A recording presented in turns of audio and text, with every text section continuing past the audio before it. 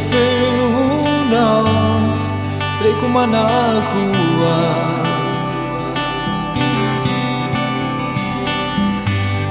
milazawe tikuyana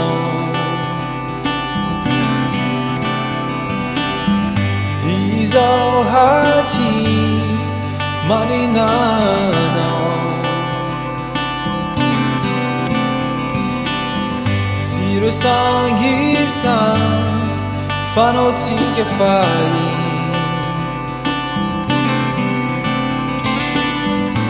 laiti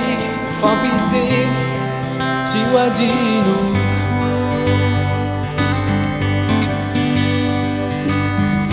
hirobun sfinamam laikitawampu kanina nova kwiti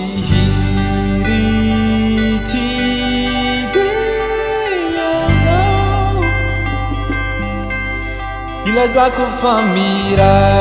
kitampuku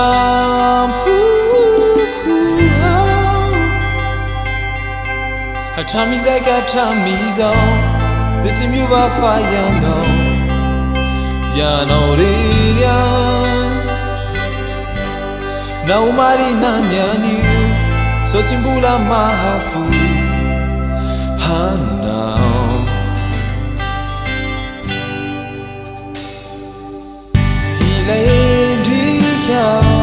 Dona nazawa ni fiainaku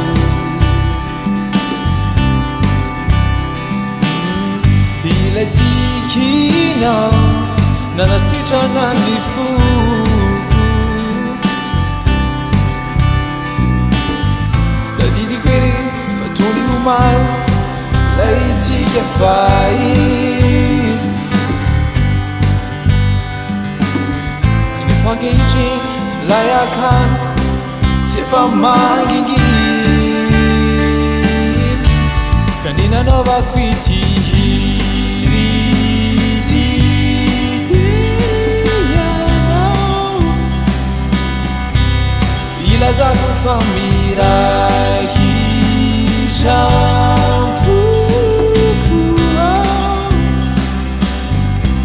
atamiza gatamiza desimyuva fayano yanoreya na umali na nyani zotimbula mahafu hano na detimejikayano zombula manante nafo na de anulukafanifuno timbula futo Nia nova kwiti hiriti tiyano bila zako famira kitampuku atamiza gatamiza desimyuva fayano yanoreya Nanu marina nyani Zosimbula mahafu Hana Hana